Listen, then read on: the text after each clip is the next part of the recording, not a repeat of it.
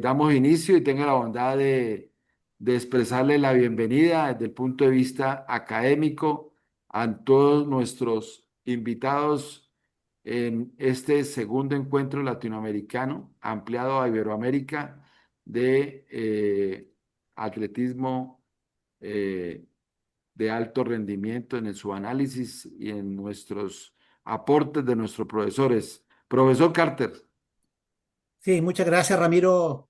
Como hacíamos un poco en la introducción antes de partir oficialmente, creo que es un instante y un momento en todo lo que significa el desarrollo atlético, podernos reunir ya, uno empieza a distinguir rostros, nombres de personas que estuvieron en las primeras sesiones y que nos han seguido y han continuado trabajando con nosotros. Hoy tenemos un saludo primero, yo diría, a Emperatriz, ¿no? Que está de Estados Unidos conectada y ya la tuvimos en una, yo diría, sesión brillante de lo que nos explicó cómo era el atletismo en Estados Unidos, el atletismo universitario, y pudimos rápidamente elaborar algunas conclusiones y mirar nuestro escenario universitario en Latinoamérica, las distancias enormes que hay, pero más allá de pensar en las distancias, lo que pensamos inmediatamente y también lo comentamos con ella es cómo nos podemos aproximar y acercar. Y creo que el propósito de lo que está haciendo CEPALAC, que es mirar los modelos, extrapolar algunas cosas que son importantes, hacer el benchmarking que se llama, y poder traer lo mejor de cada uno de los modelos y constituir nuestro modelo latinoamericano.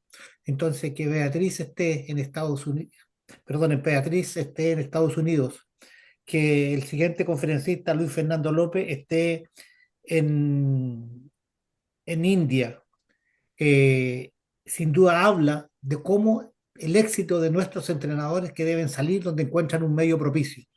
Eh, los temas, si uno los mira, vamos a hablar de atletismo, vamos a hablar de alto rendimiento, pero también vamos a hablar de los contextos que rodean a la pista donde está el entrenador.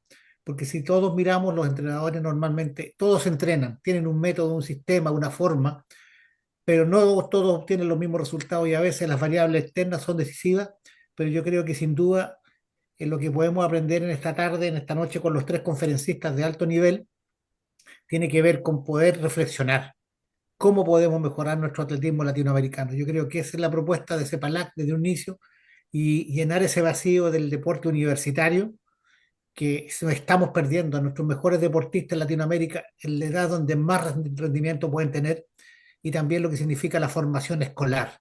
Es decir, son los factores fundamentales que nosotros también hemos determinado. Así que bienvenida a todos, gracias por estar acá, bienvenida Emperatriz, que es la que tenemos hoy día dispuesta y la primera conferencia, así que adelante Ramiro. Gracias, Juan Luis. Igualmente le daremos la bienvenida al doctor Manuel Bravo, que es la tercera conferencia en lo que fue la tecnología deportiva en el Mundial Tokio 2025. Hubo un desarrollo grande de lo que vimos en Tokio y él, que ha tenido medalla en París 2024 con sus atletas de la Federación de Ecuador, en Tokio 2025 volvió a tener medalla en lanzamiento de jabalina, en París había tenido en marcha atlética y él es un vicepresidente del Comité Olímpico Ecuatoriano y un gomoso de la tecnología por todo el mundo, corre las maratones, ha sido atleta de alto rendimiento, va a ser un aporte porque con precisión nos va a decir cómo funcionó esa tecnología al interior del estadio, que es algo muy interesante y le reiteramos la bienvenida a nuestros tres conferencistas, gratitud por esa generosidad con los profesores, con los entrenadores de España y todo Latinoamérica y el Caribe, y por supuesto con nuestro Centro de Pensamiento Deportivo CEPALAC, dentro de este proceso en que estamos. Entonces, iniciamos con Emperatriz. Vamos primero a tener una exposición en su ponencia de 400 metros en análisis, la transición de la velocidad y la resistencia en Tokio 2025. Lo dijimos en damas y varones. Vamos a ver los videos que ella muy gentilmente nos ha enviado. Y adicionalmente, después de cada exposición general, primero nos concentramos en las damas, en la dama, perdón, Sydney Maloffi de los Estados Unidos, que hizo récord mundial, que bueno, récord de campeonato, que pasó de los 400 metros a las de vallas. Ese análisis bien interesante que Emperatriz seguramente lo tiene muy avanzado, y volvió a hacer todo en 400 metros, volvió a dominar esta prueba en Tokio. Y adicionalmente, después de ello, poder, Ramiro y Juan Luis le hacen unas preguntas a ella rápidas, con respuestas muy cortas, para que se nutran todos nuestros profesores y entrenadores del atletismo latinoamericano, del Caribe y de España. Entonces, Emperatriz, tú nos dices, alrededor de la prueba final de 400 metros, eh, planos, damas. Bueno, Ramiro, sí. Por favor, si puedes pasar la carrera, si puedes Sí, compartir correcto. la carrera, dale, compartirla, que sea nuestra motivación ver esa carrera de Sydney Malafin y de todas estas corredoras. ¿La puedes integrar, por favor? Sí, ¿La puedes compartir? sí, ya. A ver cómo me pones aquí.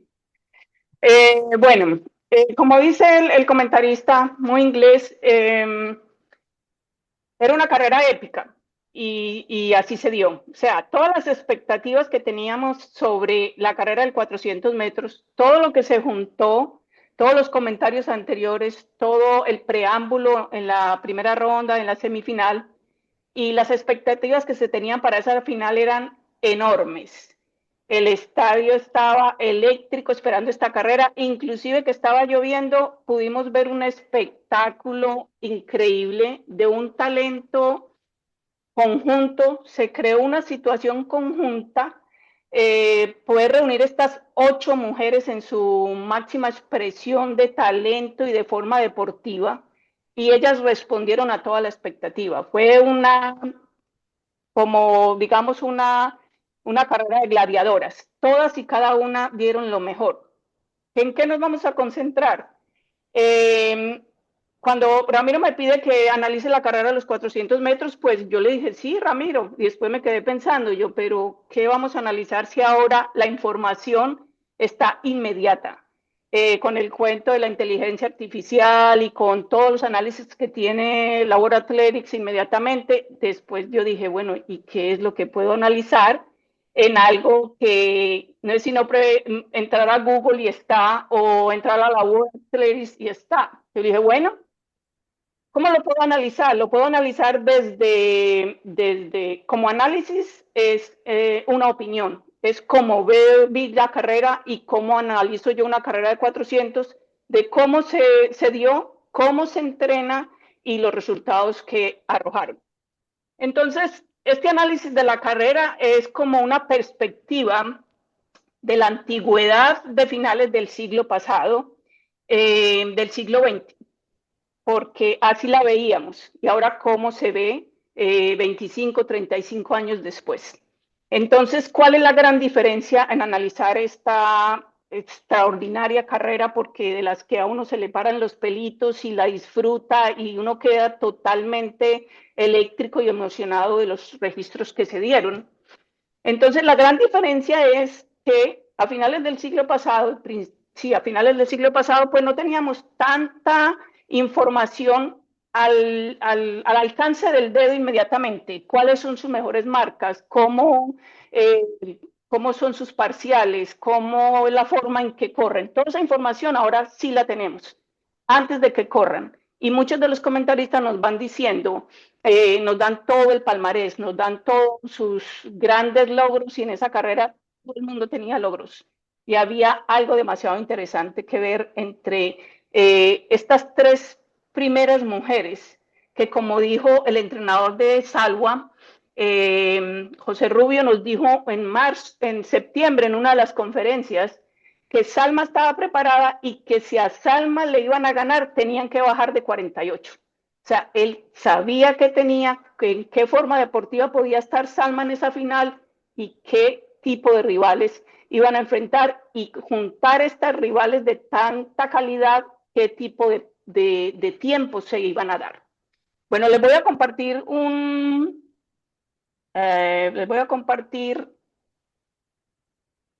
cuadro de cómo lo ve. ¿Cómo lo vi? Vamos a coger las 3 primeras mujeres, ustedes ahí lo tienen. Entonces, tenemos las 3, Sydney McLaughlin, Miley Lady y Salwa. Resulta que no es tan fácil conseguir, porque yo la carrera siempre la analizo y la entreno de las partes al todo. Y puedo dividir la carrera en series de 100 o en 2 series de 200 o en una suma de 300 más 100. Entonces vamos a coger los parciales que pudimos encontrar de cada una de las corredoras. Lo más fácil de encontrar a través de Laboratories es el mejor 200 de cada competidora. Entonces tenemos mejor marca personal de Sydney, 22.07. Entonces, al nivel de estas mujeres podemos dividir el 200 en 2 y eso nos da 11.03. Esta es la base de cálculo de Sydney McLaughlin para cada 100 metros y qué porcentaje de su deficiencia de carrera empleó en cada tramo, en cada 100 metros. ¿Por qué el 11.03? Porque ella aparece como mejor marca con 11.21, pero es muy pocas las veces que una corredora de 400 corre 100 metros y regularmente lo corren al inicio de la temporada cuando no están en su máxima forma deportiva. Entonces, así, bajo estas premisas, lo vamos a calcular. Entonces, vemos que Sydney, estos son los parciales que hace. El primer 100 lo corre en 11.71. Eso es alrededor del 94% de su mejor marca personal. Quiere decir que tiene una muy buena salida, una buena aceleración y consigue un buen 100 metros. El segundo 100 metros corre 11.24, que es el tramo entre 100 metros y 200 metros, que es lo que nosotros llamamos un lanzado o un fly, porque ya hay procesos de aceleración, hay procesos de toda la inercia, entonces es muy fácil, corre muy rápido ese segundo 200 y no hay tanto...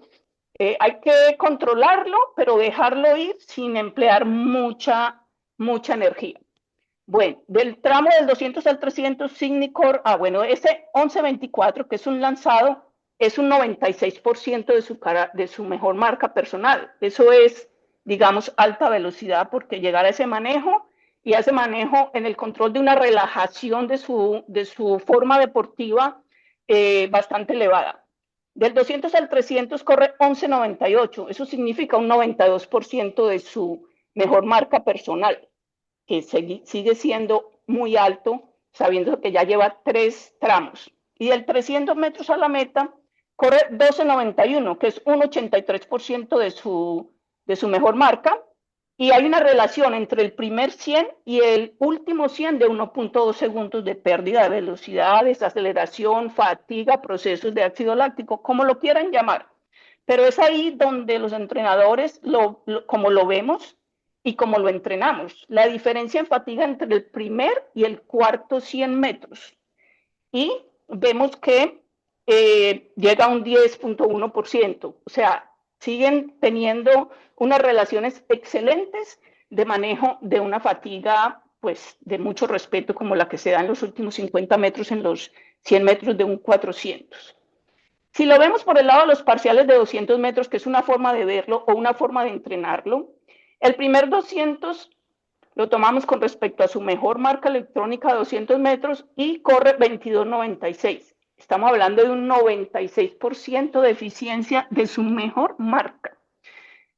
Y si vemos la relación entre el primer 200 y el segundo 200, corre 24.89, baja a un 85%. Lógicamente está el proceso de pues, la fatiga y como decían en colombiano, se nos viene el escaparate encima, pero la diferencia en fatiga entre el primer y el segundo 200 metros nos da 1.93 segundos, que en lo que queremos en una planificación de una carrera, en una estrategia de carrera, siempre queremos que el primer 200 sea el 1.5% más lento que su mejor marca personal. Y aquí lo vemos.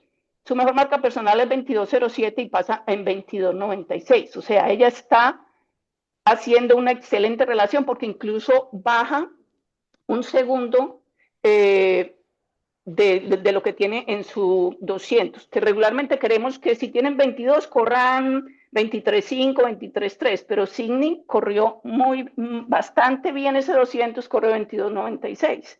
Y la diferencia que tiene entre el primero y el segundo, siempre queremos que sea de 1.5 a 2.5, máximo 3 segundos de la diferencia entre el primer y el segundo 200, que nos da un nivel de fatiga de un 10%, un 11%. Aquí lo tenemos en una guía o plan de carrera por tramos de 100 metros. Queremos que el primer 100 metros sea el segundo 100 metros más rápido. Está la salida, la aceleración y controlarlo a que sea el segundo. El segundo 100, que sea el 100 más rápido, lo que llamamos un lanzado o 100 metros flat. El tercer 100 metros, o sea, la curva, sea el tercer 100 metros más rápido, que es flotar o mantener la forma de carrera sin desconectarse, ni física ni fisiológicamente, sobre todo psicológicamente, de la carrera. Y que el cuarto 100 metros no desacelere más de 1.5 segundos con respecto al primer 100 metros, cuya deceleración sea menor al 12% de la eficiencia en la velocidad con respecto a su mejor 100 metros, o si lo vemos por los dos tramos de 200 con respecto al 200 metros. Esa es una forma de verlo por tramos, que las partes lleguen a la totalidad, y puede ser por la suma de los 4 cienes, por la suma de los 200, o en el entrenamiento lo podemos hacer. ¿Cómo lo podemos hacer? Miramos el 300 más el 100. Y en esta relación 300 más 100 tenemos mucho, pero mucho cuidado en el último 100 metros, que ahí no se nos vaya 2-3 segundos la diferencia entre el primero y el cuarto. Pero a estos niveles de alto rendimiento, lógicamente, pues tienen el talento y han trabajado, porque cuando usted ve estos ritmos de carrera, cuando ve estos parciales de 100, cuando lo divide por los 200, usted inmediatamente se proyecta cómo fue que entrenaron estas mujeres para alcanzar estos niveles de eficiencia tan altos. Si vamos a ver en Marilady, bueno, Cindy corre 47.78, que es el área récord, que es el récord nacional y que es la segunda mejor marca de la historia en 40 años. Pero a Sydney le llega Marilady muy cerca, 47.98, hace el área de nosotros, digamos, el récord nacional, 47.98. Romper 48 segundos es otra barrera. Si nos remontamos al siglo pasado, cuando analizábamos así, la gran barrera para las mujeres era romper 49, y si tenías un 48 y algo, asegurabas medalla a nivel mundial o a nivel olímpico. Ahora la tecnología, los procesos de entrenamiento, las posibilidades de competencias de alto rendimiento han evolucionado esta prueba de una manera que ya es romper 48. Y ya estamos pensando, y ahí está a nada de un récord del mundo que parecía así más allá de lo que podíamos ver, y que afortunadamente, yo digo afortunadamente porque lo disfruté montones, poder ver una carrera de esta magnitud, juntar todas estas mujeres y estas tres en la forma en que compitieron y los resultados que dieron, es un privilegio. Bueno, Marilady corre 47.98 y tiene una diferencia con Sydney. Ella corre, a Marilady le encontramos un 22.30 como mejor marca personal, y si dividimos en los dos 100, pues tiene 11.15. Como le digo, no es fácil encontrar un 100 metros de estas mujeres oficiales electrónicos. Entonces lo vamos a calcular y vamos a ver qué pasa en 11.92. Ella va en el carril 8. Entonces ella va, como decimos, el punto ciego. Ella tiene que hacer su propia carrera no tiene a quién mirar y no se puede distraer en sonido, simplemente tiene que hacer su propia carrera, y hace 11.92. Ella trabaja a un 92% de su mejor marca personal, y desde aquí está la diferencia entre el 11.71 y el 11.92, porque si ustedes van al tramo entre 100 y 200 metros, Marilady se lanza en 11.17. Estamos hablando del 99% de su mejor marca personal calculada. O sea, esta mujer en esa recta simplemente se dejó ir a un nivel de velocidad altísimo. Van al tercer tramo, 200 a 300 metros, corre 11.88 y hace un 93% de su mejor marca personal. Y en el último 100 metros hace 13.05 que va a un 82% de marca personal. La diferencia entre el primero y el segundo es 1.09 segundos, porque fue un poco más lento comparado con Simalaf en el primer 100, pero pudo pegar o sostenerse en el segundo. Aquí la gran cosa es que en el 200 metros, Sidney corrió 22.96, 96%, 23.09 Mary Lady, pero las dos corrieron ese segundo 200 metros increíble en 24.89, todas dos. O sea, la diferencia de la carrera se vino dando fue en el primer 100 metros y la diferencia entre el primer y segundo 200 para Mary Lady es 1.80. O sea, es mucho menor porque ella tuvo que correr mucho más rápido acá, compensando el 100 de la primera carrera. Pero pues todo esto es muy fácil analizarlo ya que pasó y ya que tenemos estos números y que lo podemos hacer. Otra cosa es estar en el carril 8, Mary Lady haciendo su propia carrera sabiendo que por detrás viene todo el mundo. Esos son unos efectos muy complicados. Salwa, y esto es importante, que su entrenador estaba seguro que Salwa estaba en su mejor marca. Ella hizo su segunda mejor marca en la final, 48.19, no muy lejos del 48.14. Tiene 22.45 como mejor marca personal electrónica oficial para la World Athletics. Entonces vamos a calcularle su 100 en 11.22 y tenemos el primer 100, 11.84, 95%. Tanto Sidney como Salwa van corriendo el primer 100 un poco más rápido que Mary Lady.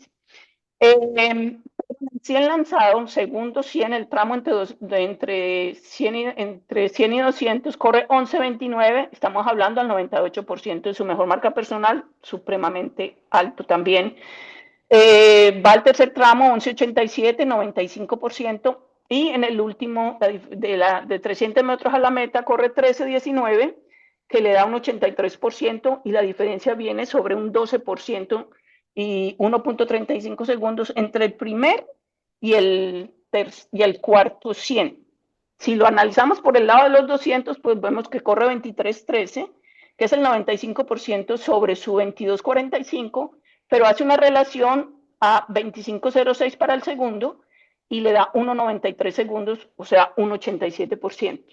Como vemos, estos son cosas supremamente, o sea, unos niveles de eficiencia altísimos que crearon una final única en la historia.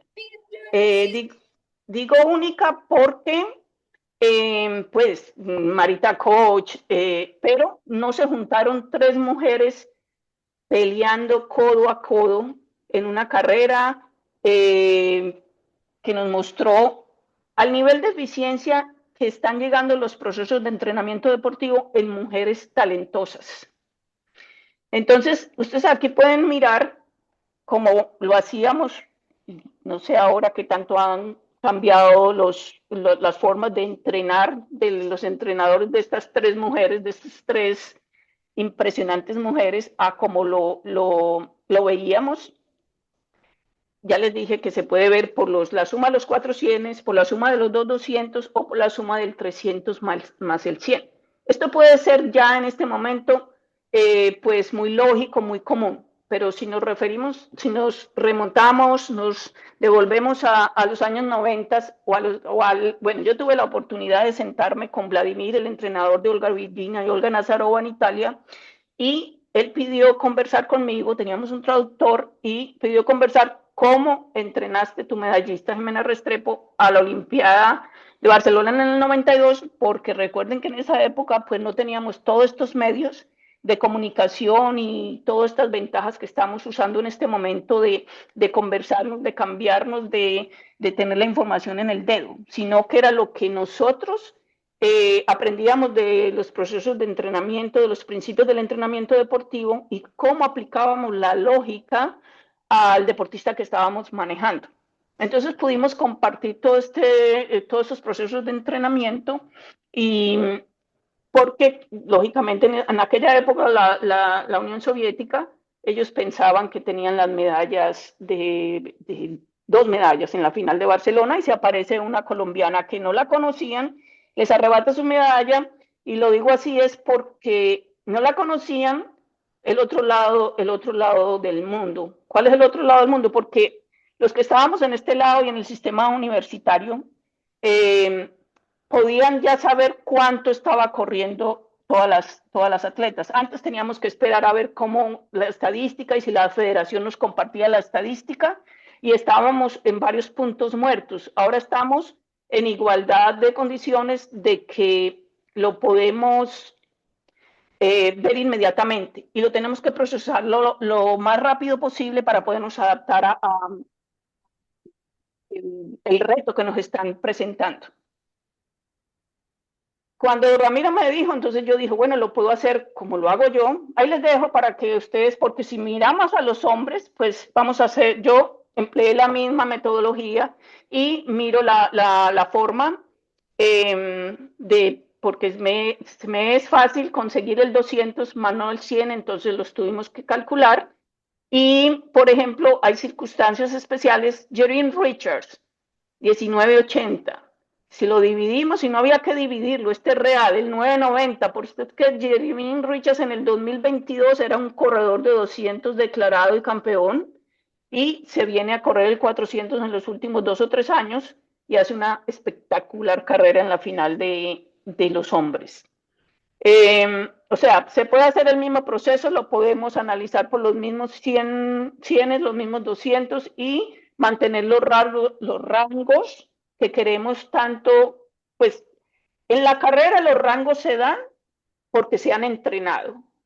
Se pueden mantener estos niveles altos de eficiencia por los procesos de entrenamiento, lógicamente por el talento que ellos tienen para procesar, generar y procesar ácido láctico y entrenarlo para responder a una situación tan específica y demandante como es una final del mundo cuando hay otras 7 personas y algunas otras que no entraron en las mismas condiciones o casi las mismas condiciones de talento y de entrenamiento y responder a optar por una medalla, a optar por un récord nacional. Entonces, es lo mismo que vemos acá para los hombres. Lo que nos dejan estas dos carreras es algo pues muy estimulante en el sentido de que cómo se dan estas marcas, cómo se da el día, el momento y se juntan todos esos muchachos, todas estas mujeres en su máxima forma deportiva y porque siempre en el alto rendimiento estamos por detrás o enfrentando cada día en el entrenamiento el riesgo de la lesión. Porque para poder mantener niveles de un promedio de 96% de mi mejor marca personal de 100 metros o de 200 metros, cuando lo tengo que entrenar por debajo y lo tengo que entrenar por arriba. Y esto significa que siempre que voy por arriba, estoy teniendo riesgos, muchos riesgos. Y es la principal lo más complicado, lo más difícil de determinar cómo lo hago o cómo no lo hacemos. Profesor Carter, una pregunta para Emperatriz. Pregunta corta y respuesta corta, por favor. Sí, mira, yo creo que el análisis, el estudio muestra lo que es el alto rendimiento, el análisis preciso y justo. Son los tiempos, pero yo quisiera preguntar acerca de otra variable que tiene que ver con el nivel de lactato. ¿Hay indicadores del nivel de lactato que genera cada una de estas corredoras o algo que se pueda comentar acerca de eso? Yo no lo encontré, pero igualmente no lo busqué tan específicamente. Cuando yo entrenaba, la atleta, pues, Jimena Restrepo, nivel mundial y medallista en una olimpiada, yo tenía el apoyo de medicina deportiva que cuando cambiábamos de preparación, hacíamos test, simulacros de competencia y hacíamos pruebas de lactato y ellos me determinaban los minutos de recuperación después de un máximo en 150 metros, un máximo en 300 metros, Yo tenía esos resultados de lactato y sabía aplicarle específicamente a ella cuánto tiempo de descanso necesitábamos. Y, por ejemplo, un entrenamiento determinante para llegar a la Olimpiada era una suma de 300 metros más 100, pero eso solo se lograba en la etapa competitiva, donde sabíamos que teníamos que romper 36 segundos, pero le cortaba la inercia, la dejaba descansar solo 45 segundos porque ya me lo había determinado el lactato y la lanzábamos para un 100 metros y hacíamos la suma. Entonces, le quitábamos la inercia para que sobre mucho esfuerzo tuviera que volver a intentar acelerar cuando sabemos que en ningún 400 se puede acelerar o se puede ganar velocidad en los últimos 100 metros. Lo que necesitamos o la pelea realmente, la que tenemos es que, cómo no desaceleramos más, cómo no decrecemos más sobre tanta fatiga.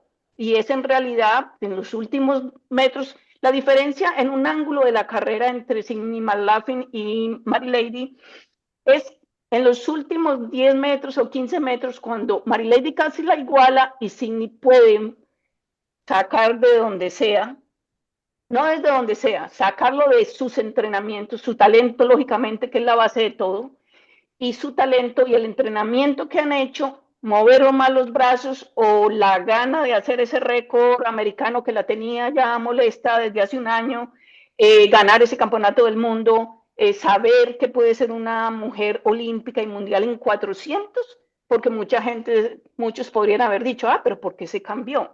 Pues es que solo se puede cambiar una persona o solo se pueden cambiar aquellos que el talento es tan alto y el nivel de entrenamiento es tan bueno que pueden hacerlo aquí en 4 planos, en 4 vallas. Y no estamos hablando de 3 o de 4 personas. Es una élite de 1 o 2 personas, nada más. Pero específicamente, yo no tengo información de sus entrenadores y no sé si la tecnología de la World Athletics ha llegado a tal punto en que puedan determinar esas fatigas. Pues me imagino que habría que poner unos chips, unos relojes, algo por el estilo, y determinar esos niveles de fatiga. Porque cuando Ramiro me hace la pregunta, yo, bueno, hago mi análisis como lo hago yo y luego le pregunto a la inteligencia artificial o le pregunto a la inteligencia artificial y hago el análisis como lo hago yo con respecto a cómo entreno mis corredores de 400 metros. Entonces resolví hacerlo y compartir cómo es que lo hago y luego le pregunté a la inteligencia artificial. Me llené de sorpresas. La primera vez de la inteligencia artificial nos empezaron a chatear y nos dieron resultados de la Olimpiada de Tokio. Decimos, no necesitamos Tokio, es Campeonato del Mundo de Tokio. Y ella misma dice, disculpe, es que nosotros todavía no estamos tan actualizados. Y yo, pero esto pasó en septiembre. Entonces, ¿qué le pasa a esta inteligencia artificial? Se quedó cortica un poco o no se actualizó. Ven, dejé pasar unos cuantos días y luego retomamos y metimos a la inteligencia artificial y encontramos los parciales de los hombres, que no los habíamos encontrado, las mujeres las encontramos en Instagram, el World Athletics, no sé si no se buscaron, no está tan específico, porque para mí, cuando yo entrenaba a este nivel, había que ser muy meticuloso, ojalá cada 50 metros, ojalá 100, ojalá cada 50, luego, o sea, del todo a las partes y de las partes al todo, para poder concatenar esa suma de una prueba tan demandante fisiológicamente como es el 400 metros. Entonces había que estar mirando cada 50 metros dónde te pegaba la fatiga fisiológica o la depresión. Pues, digamos la depresión, sino cuando te desconcentrabas de lo que tenías que hacer, en qué momento tenés que estar dentro de vos y tu técnica de carrera y desentenderte de lo que pasa a tu alrededor, y en qué momento tenés que mirar hacia adelante si tenés, o cómo manejar la situación, como lo hizo Mary Lady, que no tenía referentes hasta que no entra a la recta a pelear codo a codo, como se vio en estas 3 mujeres y como se vio en estos 3 hombres.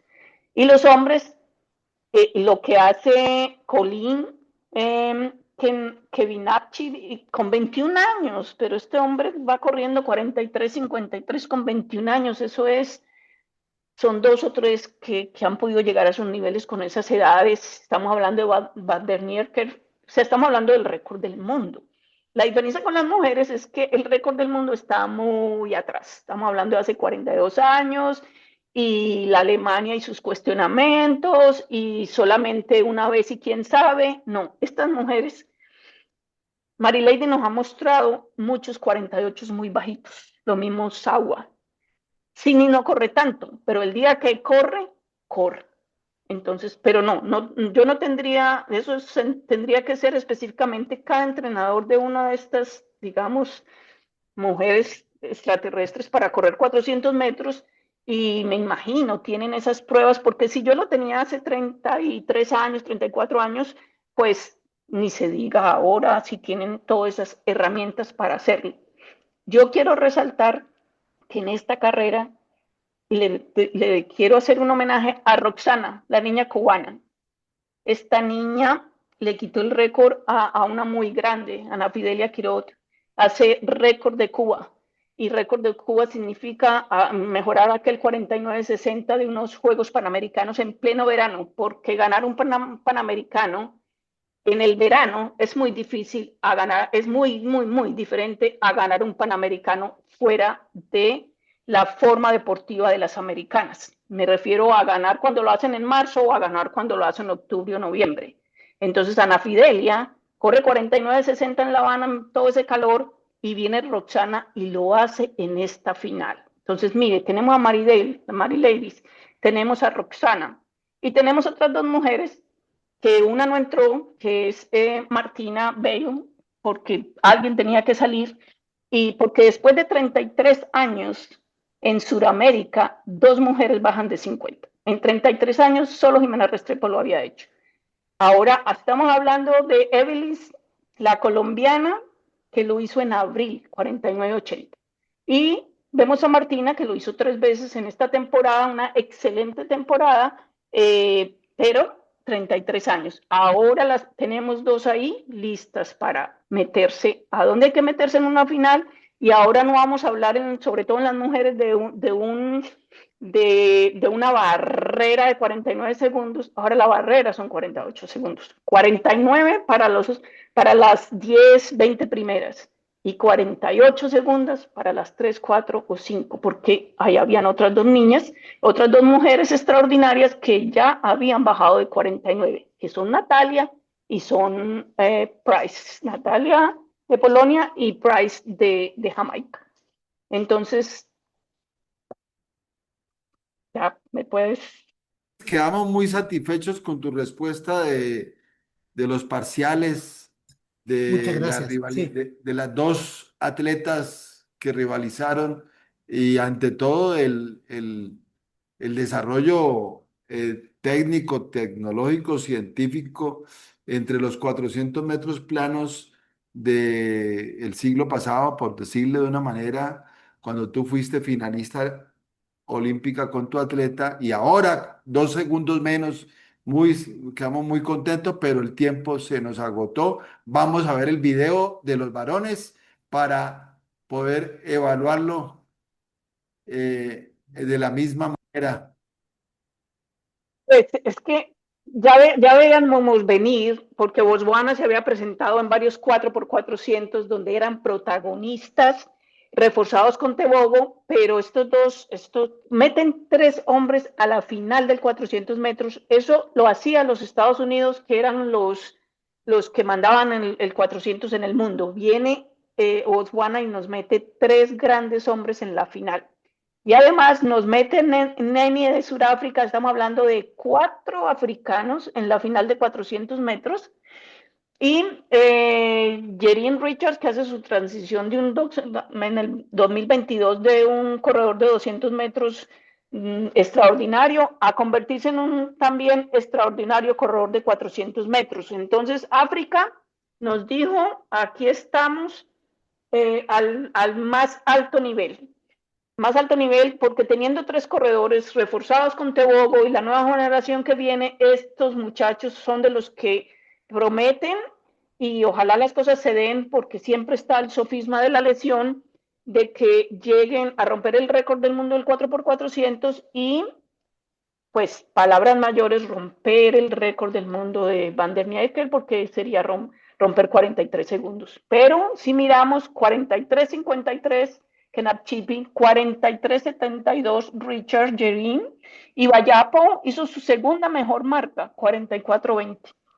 Bueno, el análisis es el mismo y ahí pueden ver los parciales, pueden llenar el cuadro con, haciendo ustedes el ejercicio, si esta metodología, si esta forma de ver una carrera de 400 es viable, porque igual encontramos los 220.08, calculamos el 100, 10.04 y Colin Chipi tiene 10.57, 9.99, 10.77, 12.60 y una diferencia entre el primero y el segundo de 1.63.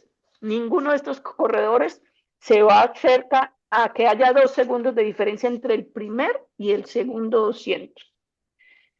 Jerin Richards corre, yo pienso que es el que tenía más ventaja. Jerin Richards ha corrido 9.90. Este año había corrido 10.01, tiene 10.74, 10.00 en el lanzado, 10.76 en el mantenimiento y el 12.22 en lo que decimos el remate o no de crecer.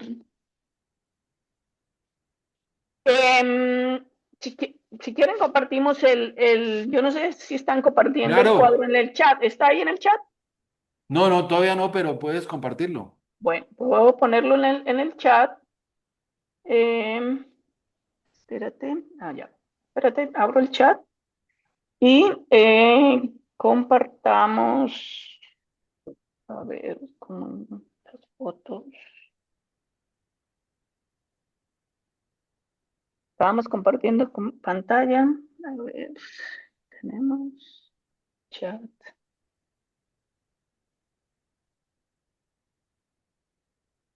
Espérate, les comparto el...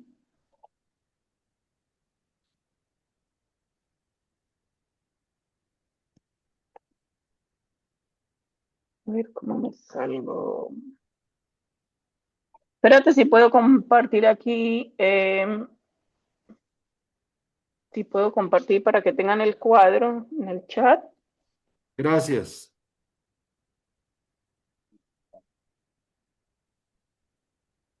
Espérate que no lo tengo, no lo he podido compartir acá con las fotos.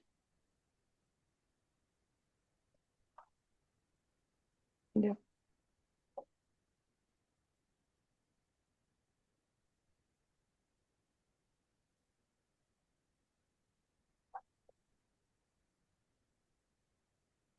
¿Qué quieres compartir? La foto, pero no me está dando la entrada a la foto del cuadro.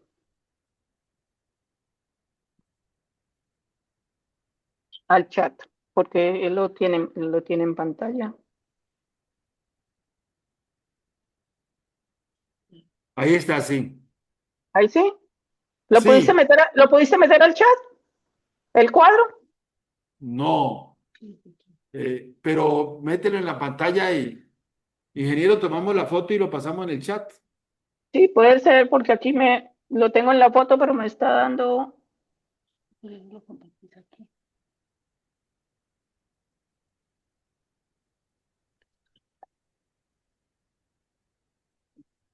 Espérate que aquí lo encontré.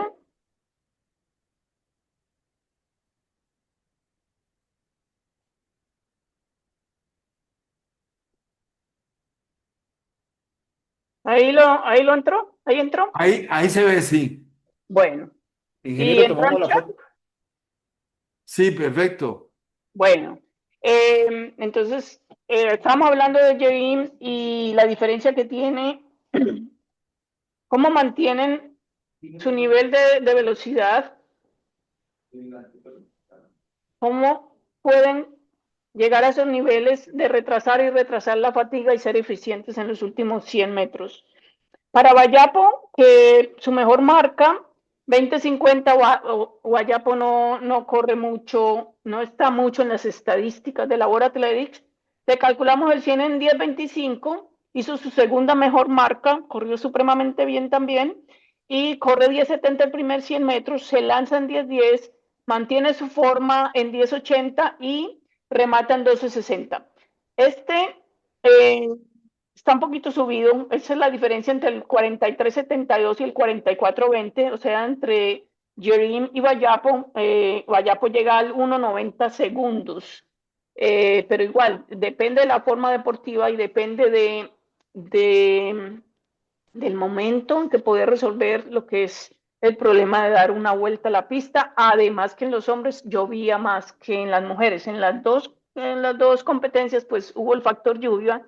En las mujeres pienso no afectó en absolutamente nada y en los hombres viendo estos tiempos pues tampoco afecta.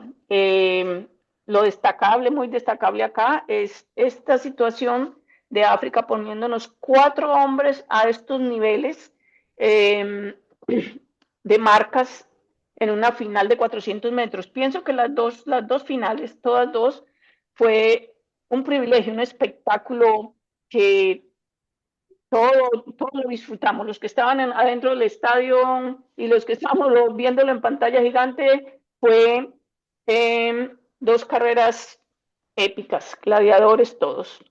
Igual, si, usando la misma metodología, así es que lo analizo yo porque es de esta forma en que puedo programar los entrenamientos para un corredor de 400 metros.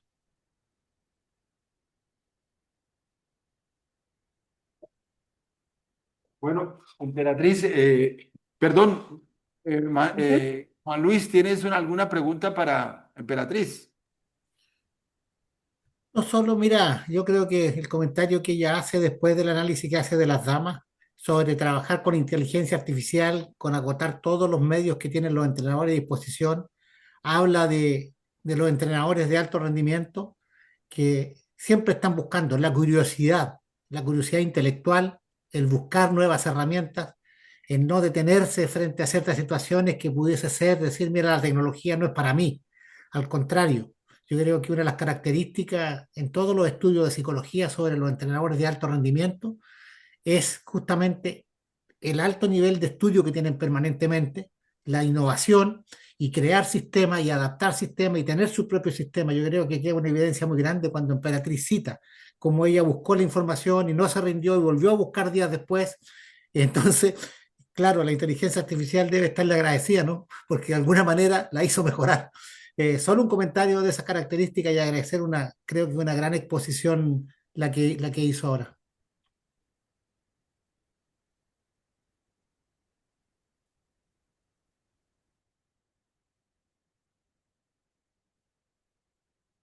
¿Tienen otras preguntas?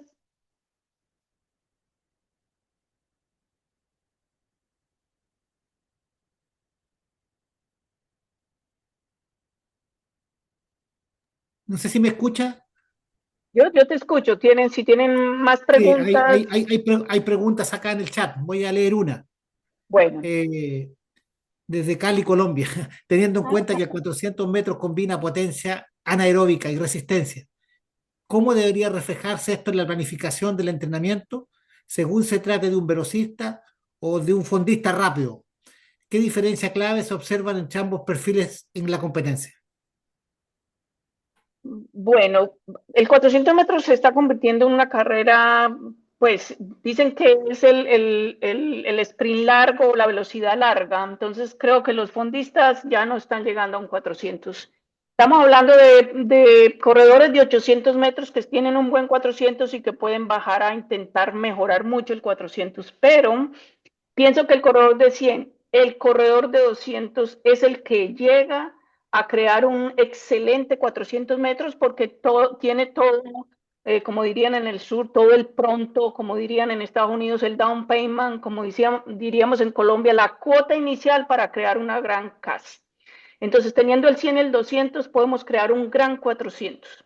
Bajando del 800, pues hemos visto casos, pues cuanto ordenan, ¿quién va a negar semejante doblete y semejante carrera? Pero se está convirtiendo cada vez más y cada vez más en una carrera de velocistas, de aquellos velocistas que pueden mirarse al 400, que empiezan a quitarle el respeto al 400 metros, sobre todo el respeto al entrenamiento para un 400 metros, porque cuando te enfrentas a un 400 metros tenés que haber entrenado sobre niveles de eficiencia muy altos y sobre producción de ácido láctico. Y para eso el fisiólogo nos ayuda y el ojo nos ayuda y el entrenamiento nos ayuda, que el 45 segundos, que cómo se comportan, cómo no desacelerar después de 45 segundos, después de 46, 47, depende si son mujeres o son hombres. Pero el fondista, la palabra fondista no nos iría acá porque ya esos niveles de velocidad no les da para crear, pues si estamos hablando del alto rendimiento, lógicamente si estamos hablando de nivel escolar, de nivel de desarrollo, inclusive de nivel universitario, porque aquí lo usan mucho, el 4x400 tiene muchas corredoras de 800 metros que tienen un excelente 400.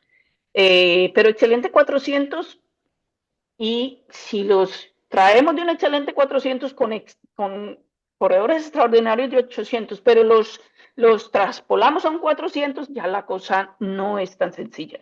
Porque es quién puede producir ácido láctico y quién puede retrasar esa producción o esa intoxicación para seguir siendo eficientes y llegar a la meta, porque estamos hablando de alto rendimiento, ya bajar de 49 segundos y en hombres bajar de 44 segundos. Entonces, el fondista no, ni semifondista cabe muy bien en un 400.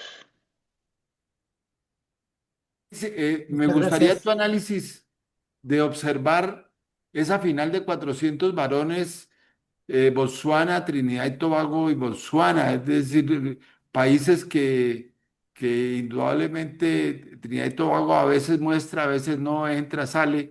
Botsuana, como tú lo dijiste, ya había mostrado algunos relevos, pero es un golpe indudablemente para la ciencia del atletismo que ha avanzado en unos países, como lo estamos observando en las damas, en esas marcas y en los varones con esas marcas, unos niños corriendo una monstruosidad. Ese análisis por países, ¿cómo lo observas?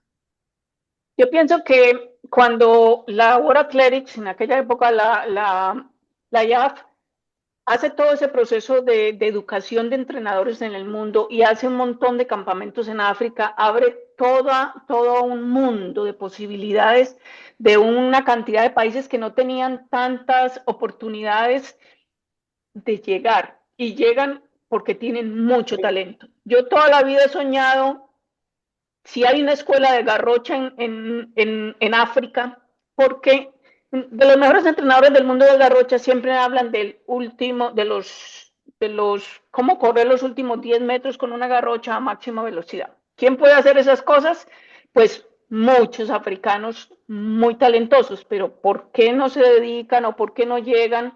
Es cuando la garrocha está supremamente desarrollada con 3 o 4 deportistas, pero qué bueno que llegar a África y otros países. Pienso que el proceso de educación, cuando hacíamos capacitaciones en Sudamérica y nos llevaban a Santa Fe, cuando los países están haciendo sus eh, reuniones de entrenadores, cuando nos vemos aquí cada 3 meses o cada 6 meses o cada año y nos aportamos, porque cuando yo hablé de profesionalización de nosotros como entrenadores, no me refiero solo al título académico y universitario, ese es el que tiene que ser el entrenador.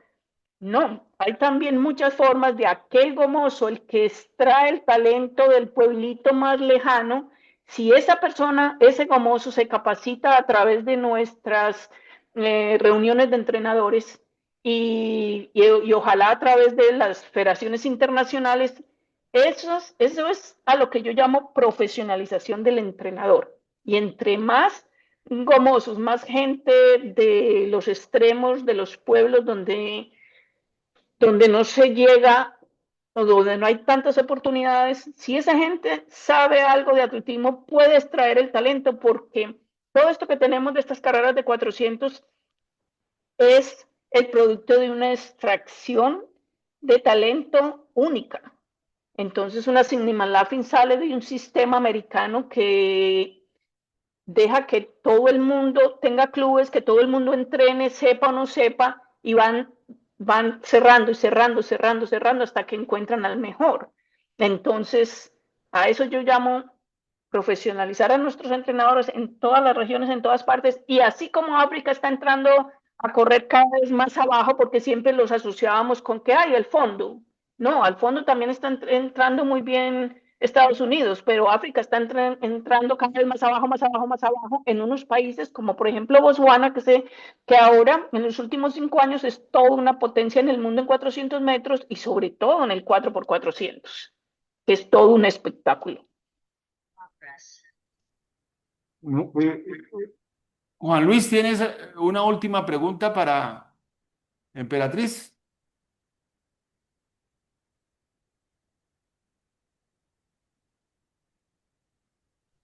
Hola, ¿me escucha? Sí, Sí, Juan, perfecto. sí, te escucho. Sí, mira, hay varios comentarios, pero yo personalmente no tengo, pero creo que hay, la última pregunta creo que es interesante y que tiene que ver que Oscar Montenegro, no sé de qué país, dice, ¿qué criterios tenía para la medición del lactato a los 45 segundos de recuperación luego de un 300? Es decir, ¿qué niveles de lactato tenía esos 45 segundos? Bueno, esto no, teníamos el fisiólogo, llegaba a las pruebas, lo hacíamos del cambio de preparación general a preparación especial, y de preparación especial a preparación competitiva. Hacíamos la prueba, por ejemplo, de los 45 segundos y se le tomaba el lactato y veíamos qué tipo de recuperación tenía a los 30 segundos, a los 45 segundos, al minuto, a los 2, a los 3. Y en el caso específico que yo tenía, la recuperación se nos daba muy bien entre los 45 segundos y el minuto 10 segundos. Entonces, cuando entrenábamos ya para resolver ya cercanos a la competencia, usábamos esta información de que podía recuperarse en 45 segundos, pues no recuperarse totalmente, sino un gran porcentaje. Y el gran porcentaje era el 85, el 90% de la recuperación pasaba en el primer minuto. Entonces, mandábamos a hacer el parcial que se necesitaba para un 400 de competencia internacional, usábamos el descanso incompleto de los 45 segundos, máximo el minuto, y lanzábamos los últimos 100 porque siempre estábamos peleando con la barrera que había que bajar de 13 segundos. Entonces, la gran cosa era llegar a los niveles de lactato, del cansancio y ver cómo bajábamos de 13 segundos en 100 metros. Pero eso no lo daba el fisiólogo en medicina deportiva donde entrenábamos en Medellín. Pues entrenábamos en varias partes, pero donde podíamos tener acceso a esto era en Medellín en medicina deportiva y solicitábamos el recurso, no lo aportaban, pero era con base a que ya habíamos determinado que más del 80% de la recuperación ocurría en el primer minuto. Bueno, finalmente, Emperatriz, qué pena abusar de ti. ¿Qué recomendaciones le harías tú a los profesores y a los entrenadores de alto rendimiento, cómo, y que están en la velocidad, cómo asumir ese reto tan grande cuando sigue avanzando con tanta fuerza la ciencia del atletismo y la tecnología en el mundo? Pues yo no tendría un consejo específico porque es una pregunta que me hago constantemente. Yo pienso que la empatía entre el entrenador y el atleta del alto rendimiento era como la herramienta o era el pilar de que nos pegábamos para conseguir altos logros. Ya habíamos tratado el talento, ya lo habíamos convencido, ya estábamos trabajando con ciertos grupos de trabajo que nos apoyaban en estas cosas, pero esa comunicación y ese creer del deportista con respecto al entrenador era lo que los llevaba más allá. Ahora el entrenador se enfrenta a una cantidad de todos los días complejas, porque como el muchacho tiene en su dedo la información y le consulta a la inteligencia artificial y a todos los amigos inteligentes y artificiales que tiene a su alrededor, el entrenador cada vez se está perdiendo más credibilidad. Entonces, es encontrar la forma, pero para eso hay equipos de trabajo, hay apoyos, hay procesos con el psicólogo, con el nutricionista, con el equipo, de que el deportista no pierda eh, la confianza, la credibilidad en que vos lo vas a orientar para llevarlo allá.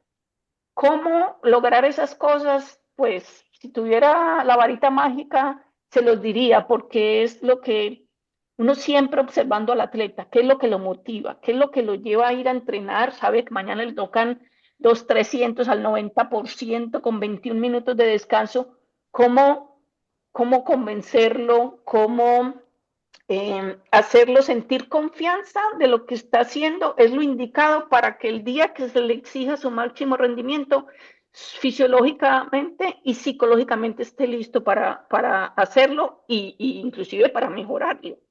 Pero es una pregunta muy difícil con tanta, es que están bombardeados nuestros deportistas, estos muchachos que ya tienen 25 años y primer cuarto de siglo y tienen tanta información que convencerlos y que ellos tengan confianza en nosotros depende de cómo les llegamos el día a día en nuestras conversaciones y cómo les explicamos, pero así, lo más claro y convincentemente posible que lo que les estamos recomendando y lo que los estamos poniendo a entrenar es lo que realmente necesitan, que no está determinado en un reloj o en un computador, porque al fin y al cabo, por más inteligencia artificial que tengamos y nos ayude como herramientas, él, el deportista, es el que va a resolver el problema allá en la pista.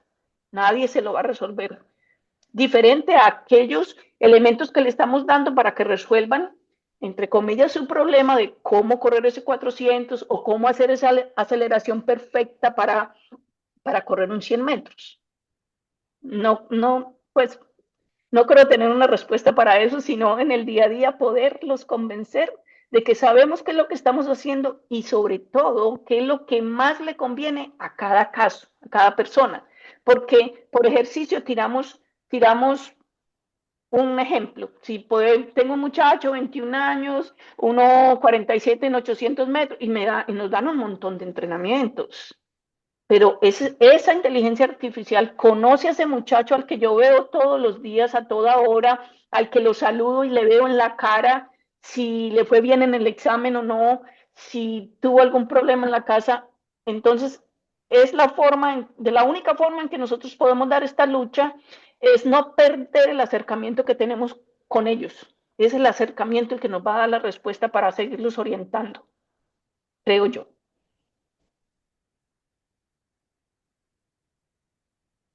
Otra vez.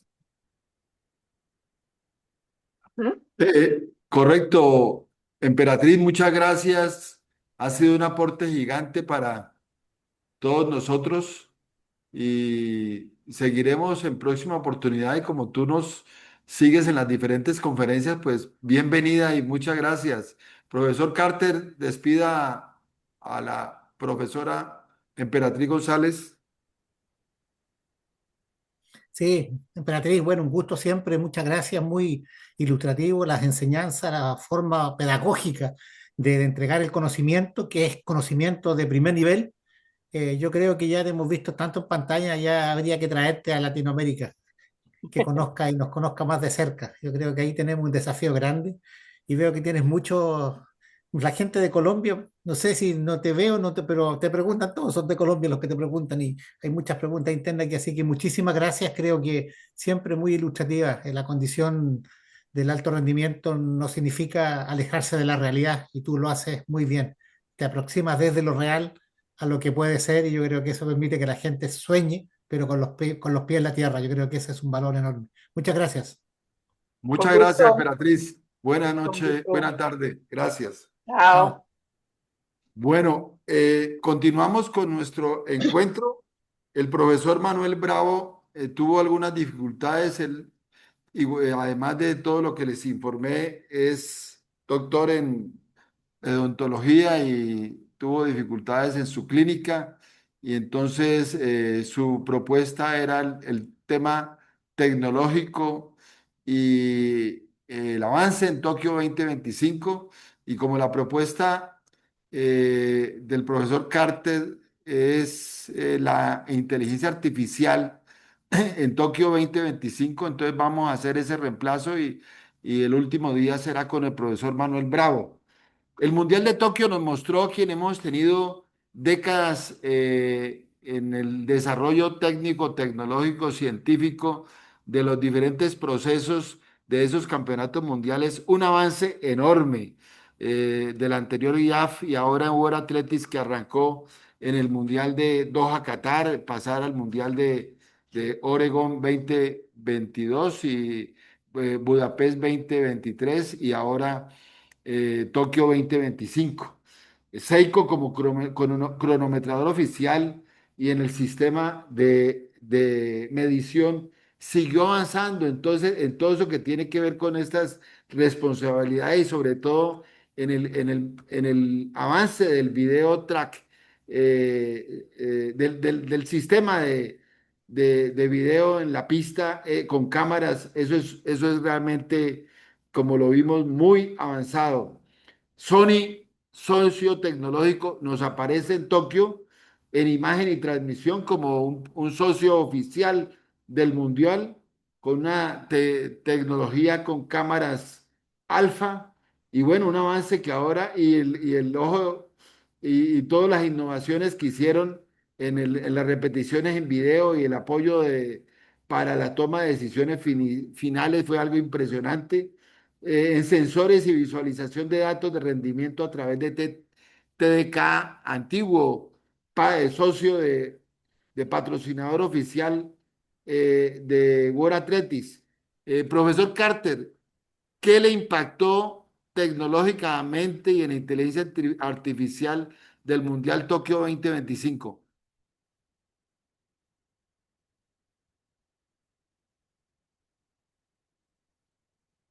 ¿Qué pasó?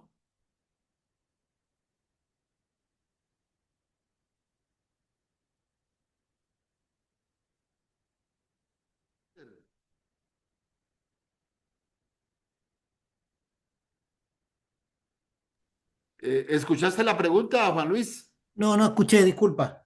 Ahora sí. Bueno, la pregunta es, ¿qué te impactó tecnológicamente y en inteligencia artificial el Mundial de Tokio 2025? Mira, yo creo que Japón no podía desaprovechar la oportunidad por ser un país tan tecnológico de poner a disposición toda la tecnología que pudiera ponerse. Y la verdad que habiendo estudiado, porque uno de los temas que yo tengo que exponer, quedé sorprendido profundamente porque no hay ningún movimiento dentro de la pista y fuera de la pista que no esté regulado por la inteligencia artificial. Desde los locutores que tienen la inteligencia artificial haciendo los comentarios, recogiendo información antes que la que tienen los jueces. Por ejemplo, la filmación de las fallas o de pisar la línea ya no son los jueces, ya lo saben antes que los jueces quedaron atrás. Entonces, esa información está en un cerebro que está regulando todo el sistema. Por lo tanto, a mí, yo todavía ahora estuve presente, estuvimos los dos en el evento viéndolo en directo, nos podíamos dar cuenta que no había falla en el sistema y decíamos, los japoneses de verdad que son perfectos, pero nos dimos cuenta que ahora en el análisis más profundo, habiendo analizado 13 factores, que fue lo que yo estudié, la verdad que no voy a terminar de sorprenderme dentro de mucho tiempo porque de verdad que marca un hito. Tokio marca un hito de lo que va a ser el atletismo del futuro y de lo que van a conocer nuestros jóvenes atletas que están en formación. O sea, las federaciones nacionales de Latinoamérica, de alguna manera, van a quedar desplazadas por un tema económico, los costos de sostener esa implementación. Es lo que pasa con el VAR, ¿no? Las características propias que tenía el fútbol, que era cosmopolita, que lo podía practicar, se podía practicar en cualquier parte del mundo, bajo cualquier condición. Hoy día hay una élite que puede gozar de justicia en el campo, de mayor justicia porque tiene el VAR, pero entre comillas la injusticia sigue. Entonces se produce una separación del mundo de élite y del mundo común. Lo mismo tenemos en atletismo. A mí me dio para reflexionar mucho. El análisis que hice fue un poco filosófico también, de cómo la tecnología de alguna manera trae detrás costos enormes, pero también trae auspiciadores que hace que estos eventos se produzcan. O sea, por ejemplo, los fenómenos de inversión, que es transformar la pista, y lo vimos ya en los Juegos Olímpicos anteriores o los mundiales, y lo vimos en Tokio, que la pista se oscurece el estadio y solo queda la pista iluminada. Ese es un fenómeno de inversión, perdón. Cuando te ven en la pantalla, te ves en la pantalla, sin duda que te reflejas. Eh, y entra al proceso de inversión. Cuando empiezan a mostrar gente, ¿no? Los besos, los abrazos que se dan, qué sé yo, también son procesos inmersivos. Disculpa, Ramiro, yo no escuché, yo tengo preparada la presentación, puedo hacerlo. Bueno, parece que lo sacó el internet al profesor Carter. Yo sí quiero resaltar indudablemente la precisión de los sistemas de cronometraje que se observa en el Estadio Olímpico Nacional de Tokio, en este caso que estamos concentrados allí, pero también en la televisión, que es lo mismo lo que está viendo él.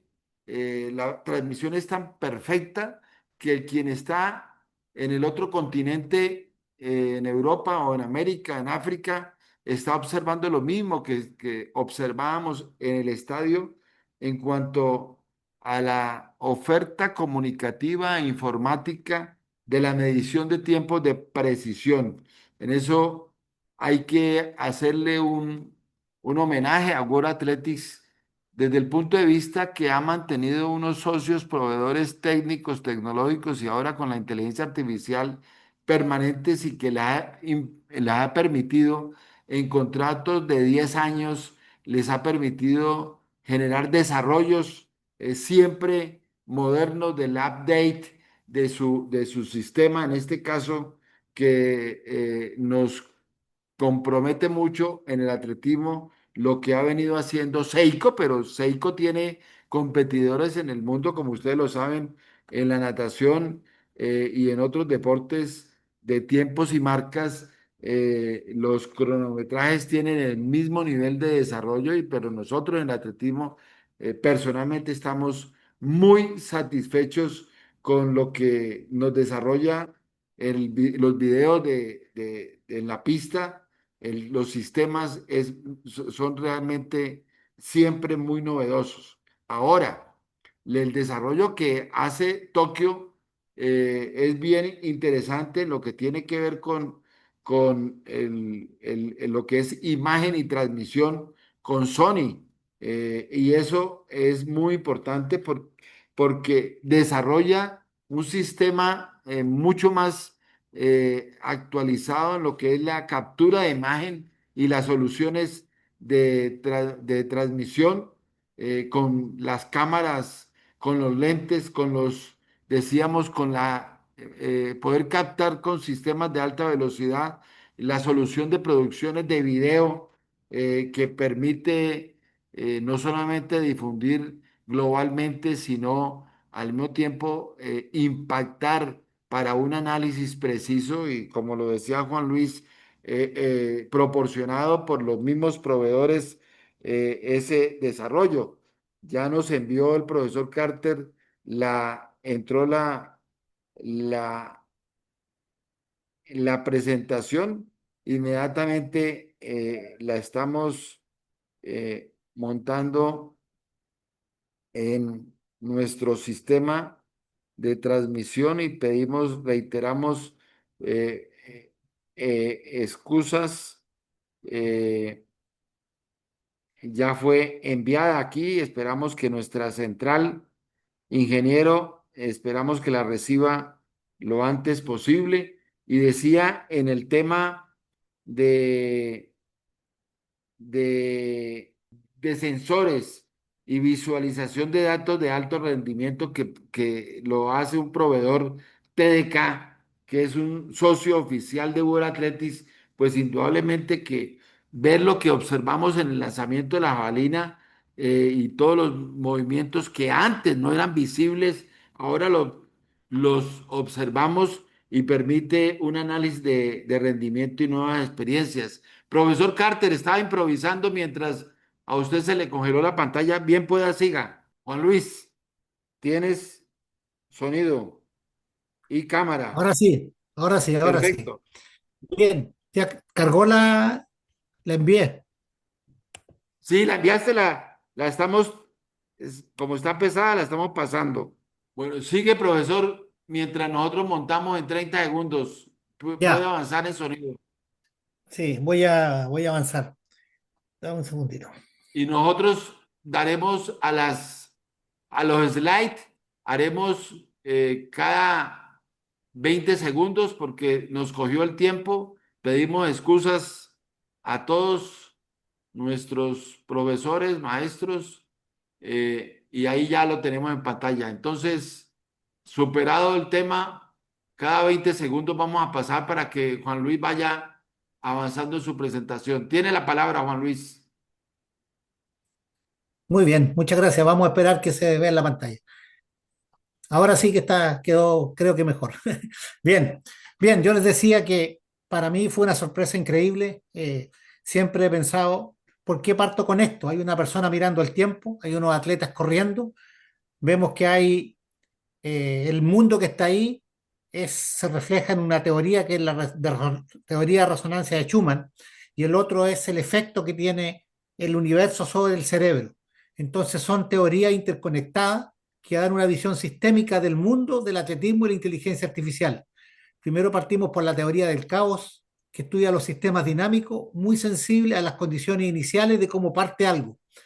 Hay una calle en Tokio que se dice que crucen en un minuto 3.000 personas, Chubaya creo que se llama, y la gente cruza de todos los sectores hacia todos los sectores y no chocan. Entonces hay un tema ahí que con el caos, con la teoría del caos, que de alguna manera la sensibilidad y la atracción que hay son imprescindibles para producir el orden de alguna manera. Entonces también tenemos la teoría de la complejidad que estudia sistemas, ¿cierto? Con múltiples elementos que interactúan de forma dinámica y no lineal. No es ordenado como uno cree los sistemas, cómo funcionan, y hay interconexiones de emergencia, teoría general de sistemas, todo funciona como un sistema, un enfoque interdisciplinario que estudia los sistemas como un todo integrado y sus relaciones, y hay total interdependencia y sinergia y organización. O sea, son independientes, pero son dependientes. A su vez, hay sinergia y hay organización. ¿Qué es lo que dice Schumann? Que la frecuencia electromagnética global entre la Tierra y la ionósfera están alterados, que el pulso cada vez ha sido mayor, pasó de una frecuencia fundamental de 7,83 Hz. ¿Por qué quiero explicar esto? Porque básicamente hoy día el tiempo no es nuestro. El tiempo no es nuestro, no nos pertenece y la teoría de Schumann así lo explica. ¿Ya? El evento transformado por la tecnología, no tengo mucho, ustedes pueden leer ahí, van a tener después acceso a los slides de lo que habla. La tecnología es la competencia, tenemos precisión, equidad mejorada. El sistema de medición y cronometraje de última generación, cámaras de ultra velocidad, sensores, no sé si hablar o no. Equipamiento de atleta, démenme un poquito más porque para poder analizar un poquito, gracias. Sensores, cierto, que en la pista y en las zonas de salto que proporcionan mediciones tridimensionales, ya no lo miramos el rechazo de un solo punto, sino de varios puntos. Los dispositivos para las pruebas de relevo que están monitorizando exacto el traspaso y alertaban sobre las posibles fases. O sea, ya no es el juez el que mira. Todos sabían que había falla del relevo, no lo vemos, ahora sí.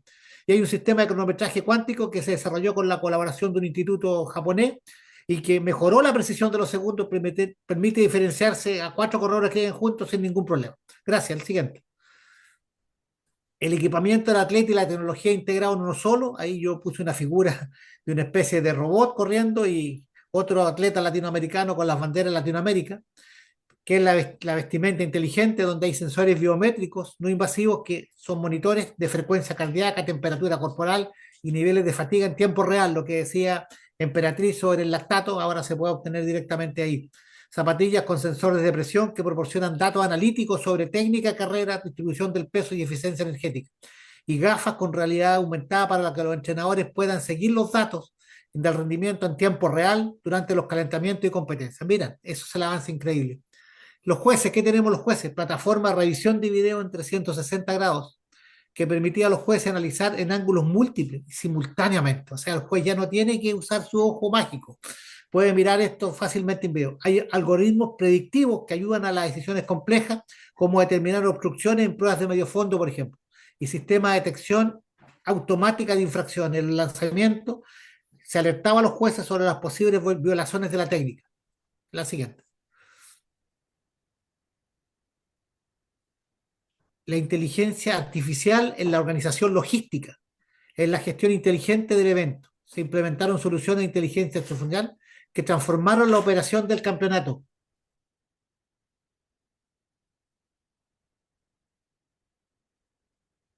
les pido disculpas. Sistema predictivo de afluencia que anticipaba movimientos de espectadores mediante análisis de datos históricos en tiempo real, optimizando los servicios de transporte y seguridad. Una plataforma de logística autónoma que gestionaba el inventario del equipamiento, manteniendo la instalación y la distribución y suministro. Y asistentes virtuales que pueden tranquilamente trabajar con entrenadores, atletas y hablando en todos los idiomas que fuera necesario. Por lo tanto, era muy fácil hoy día ir a hablar con un juez artificial que te daba las respuestas. ¿Qué tenemos en torno a la seguridad? La red de conocimiento facial ético para control de acceso y seguridad con estrictos protocolos de privacidad. Drones autónomos de vigilancia, ¿cierto? Con visión computarizada para monitorear las áreas extensas y el sistema predictivo de riesgo que analizaba múltiples fuentes de datos para anticipar posibles incidentes. Como ven, esto es una cosa que va complejizándose y se va metiendo dentro del estadio. Redes en la optimización ambiental, cómo mejoramos el ambiente. Ya vimos cuando estuvimos en Qatar cómo las calles tenían aire acondicionado, ¿no? Y cómo de alguna manera bajaba la temperatura de las calles. Pero miren lo que tenemos aquí, redes de sensores climáticos que se ajustaban a tiempo real la temperatura y la humedad dentro del estadio mediante sistema de ventilación inteligente. O sea, la temperatura estaba regulada y los algoritmos de gestión energética que optimizaban el consumo eléctrico, maximizando el uso de energía renovable almacenada. O sea, la combinación, ¿cierto?, de la energía renovable, energía limpia, con la energía producida ya por la electricidad común. El siguiente. La transformación en la difusión y experiencia del espectador. Los contenidos se aparecen de manera automática, los sistemas de cámara robota son autónomas, que se guían automáticamente solo basados en la temperatura o en el movimiento, basando los algoritmos que predecían los momentos más relevantes, o sea, la cámara se aproximaba cuando el momento era relevante, cuando había un adelantamiento, etc. La generación automatizada de resúmenes de highlight mediante la inteligencia artificial que identificaba los momentos clave, reacciones emocionales y hazañas destacadas. O sea, hoy día los highlights del fútbol, por ejemplo, venden más, obtienen más recursos que los partidos en sí mismos. Esos highlights que vemos después, cuando se ven los goles, esos resúmenes, generan más dinero que los propios eventos. Imagínense en el atletismo también. La plataforma de traducción de tiempo real que ofrecía comentarios en más de 50 idiomas, adaptando la terminología técnica a cada audiencia para que fuera universal el lenguaje que finalmente es la que genera realidades, permitía que de alguna manera los términos significaran lo mismo. Transformación en la difusión y la experiencia del espectador, la producción de contenido automático, sistema de cámara robótica automática, ¿cierto? Generación automatizada. Esto es lo mismo un poco que está en la otra versión. La siguiente.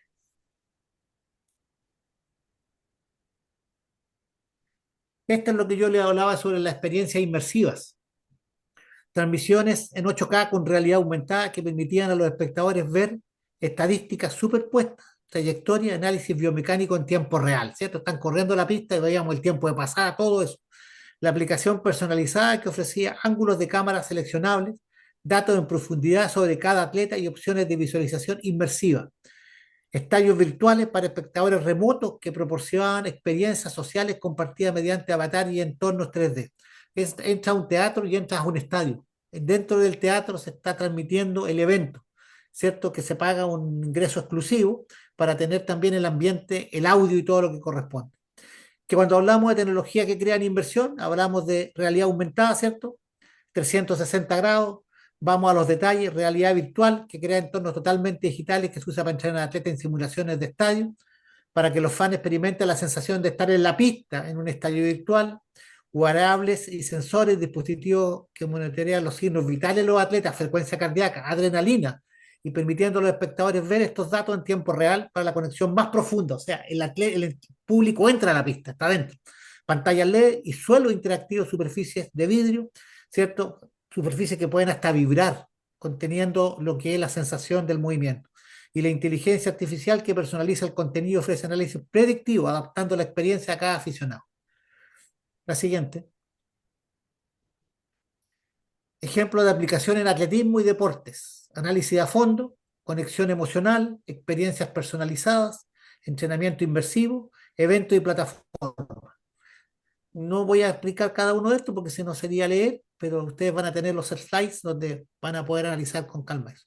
Miren lo interesante aquí, el análisis narrativa enriquecida, comentaristas virtuales asistidos por inteligencia artificial que proporcionaban contexto histórico y comparativas de rendimiento y análisis predictivo durante las transmisiones. Es decir, un locutor que no tenga la capacidad de manejar inteligencia artificial y guiarte por esto va a ir quedando desplazado. Visualización de datos de avanzada que transformaban la información compleja en gráficos intuitivos y explicativos para diferentes niveles del conocimiento atlético. Para los que sabían atletismo, para los que saben menos y para los que no saben nada, habían visualización de datos diferentes y sistemas de narración adaptativa que personaliza la cobertura según el interés demostrado por cada espectador. La siguiente. Finalmente, el impacto y el legado tecnológico. El Campeonato del Mundo en Japón estableció nuevos paradigmas para eventos deportivos futuros. La integración tecnológica no solo mejoró la precisión competitiva y la experiencia del espectador, sino generó un volumen sin precedente de datos que todavía deben estar analizando y que beneficiará al entrenamiento y al desarrollo deportivo por los próximos años. La aplicación ética de estas tecnologías, con énfasis en privacidad, equidad y transparencia, creó un modelo replicable para futuros eventos globales en Tokio 2025. Demostró que la tecnología, cuando se implementa con visión y responsabilidad, eleva en el espíritu deportivo humano sin sustituirlo. Un poco lo que habló Emperatriz, cómo no se puede reemplazar una cosa por otra. Este evento será recordado no solo por los récords rotos en la pista, sino por haber establecido un nuevo estándar de excelencia tecnológica. Finalmente, eh, la esencia fundamental del atletismo no se ha perdido. Ahí hay algunas imágenes de lo que hicimos en Tokio con CEPALAC, las reuniones, las firmas de convenio, el lanzamiento del libro. Arriba, orgullosamente, al lado del libro Formar Entrenadores está la delegación chilena más numerosa de la historia en los mundiales. También lo pongo ahí como chileno. Y básicamente eso es lo que quería comentar. Uno más, por favor. El siguiente. Gracias por asistir. Salió un poco rápido. Yo sé que el material puede ser importante para ustedes. Esto está recién empezando. En Latinoamérica estamos lejos. Nos ponen la vara alta, pero tenemos el mayor capital, que son nuestros atletas, que son nuestros talentos. Y también nuestros entrenadores. Ya veíamos a Emperatriz, que está usando la tecnología, está en Estados Unidos. Y creo yo que de alguna manera este es el principio de algo más grande que va a ocurrir en el atletismo, pero lo que siempre tenemos que luchar es porque el atleta siempre sea primero, y en este caso el entrenador y el atleta sean siempre lo fundamental. Muchas gracias. Juan Luis, algo que impactó muchísimo en Tokio 2025 es que el atleta y el entrenador, tanto en los hoteles como en el campo entre la pista de entrenamiento y obviamente en la pista de competencia, con tantísima facilidad de obtener la información permanentemente visual en línea. Fue una oferta de televisiva en videos cronométrica con todo, con una disponibilidad técnica en su trabajo de los entrenadores, la verdad, muy evolucionada y que le sirvió mucho al atleta y al entrenador. ¿Tú lo viste así? Sí, sin duda, Ramiro, pero como estábamos mirando de afuera, a pesar de estar dentro del estadio, muchas cosas que hoy día mirábamos, la velocidad con que los jueces juzgaban las pruebas, por ejemplo, era una situación que me parecía que inverosímil la velocidad, pero claro, porque tiene un apoyo. Pero la relación que tú planteas entre entrenador y atleta era la posibilidad de estar presente en el lugar que estaba el atleta permanentemente, una comunicación permanente, que yo creo que enriquece eh, lo que estábamos hablando de esta ética. Hace un tiempo atrás, hace 2, 3 años, yo te comenté, me acuerdo, en Cali Escribe, sobre esta relación entrenador-atleta, que es la parte virtuosa del atletismo. Ese paternalismo a veces, o esa dureza, esa rigidez, esa flexibilidad, mientras existe esa relación y la resguardemos de manera profunda, el atletismo va a seguir siendo humano. De todas maneras, como decía muy bien Emperatriz, las mujeres de 400 metros, y cuando hablaba de que eran una o dos en el mundo, sin duda que estamos hablando de la elite, y con la tecnología yo creo que vamos a disfrutar cada segundo, cada milésima más del atletismo. Esos 400 metros los vamos a disfrutar en cámara lenta, diferentes versiones, pero yo creo que los entrenadores hoy día están convocados a hacerse parte del desarrollo tecnológico. No quiere decir que los entrenadores nos vayan a quedar desplazados, simplemente van a quedar postergados frente a ciertas situaciones. Estábamos conversando con Ramiro para fines de mes, entregar una charla sobre los deportistas de 16, 17 años. Estamos preparando ese trabajo y yo creo que ahí también esa generación hay que poner ojo con ello. Fácilmente se nos pueden escapar hacia otros deportes que son más atractivos desde la lógica del espectáculo. Entonces, estamos frente a otra generación, los entrenadores también debemos adecuarnos. Y yo creo que la tecnología que tenemos al alcance hoy día nos va a ayudar mucho. Ahora, Juan Luis, en lo que es bueno que todos nos sintonicemos alrededor de la oferta que nos dio la ciudad de Tokio y el comité local organizador, donde ellos jugaron su prestigio técnico y tecnológico y nosotros no vimos un trancón, no vimos un problema de ciudad fuerte a pesar de tener la ciudad más densa del mundo.